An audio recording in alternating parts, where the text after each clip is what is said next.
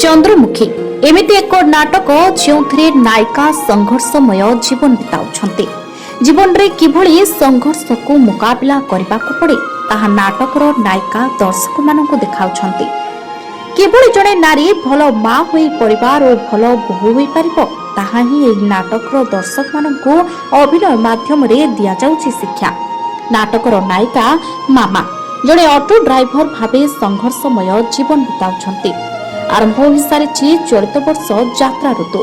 Opera राजदरबार दर्शक मानक नहीं आसी भिन्न एक संपूर्ण पारिवारिक कहानी को नहीं नुआ नाटक चंद्रमुखी। यात्रा जगतर चर्चित नायिका मामा यह नाटक रे मुख्य कलाकार भावे अभिनय करथिबा बेले यह चंद्रमुखी नाटकटी दर्शक मानक भरपूर मनोरंजन जोगाई देबो बोली आशावादी थिबा प्रकाश करिसंते।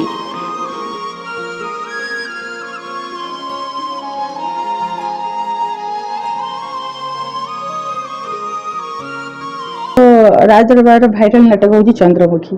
मु नुहे लोक मैंने कहते जो मैंने देखुं से भी कहते नाटक नाटा गोटे यूनिक होती जेहेतु नाटा जेहेतु गोटे हो सारी गोटे फिल्म कि जहाँ भी हो सारी लोक मैंने भाई कौन गोटे भूत फूत हो कौन कौन मानने भूत टपिक गोटे कौन थी बोधे कि ना से नुहे से थी मुझे कि आपण मैंने आसिले देखले जानीपारे देखले देखते नाटक केमती निहाती आपण पैसा असु निश्चित हो झील गोटे झील केते संघर्ष करुच्ची खाली मो नुहे तादर जी क्यारेक्टर अच्छा समस्ते बहुत बहुत समस्ते अलग अलग चरित्र निभाउछंती सबू चरित्र को लेकिन जीवा पड़ुची गोटे झील कौन करें झील गोटे बापा पाई कौन करें भाई पाई कौन करें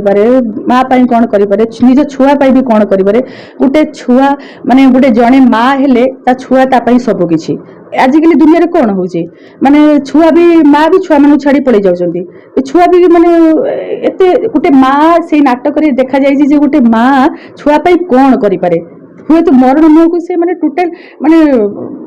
भगवान को भी ये दे पारे सेमती कहानीटा पूरा हेछि देखिले माने आप निश्चय भल लागिबो दर्शक मान को बहुत हृदय स्पर्शी हबो आ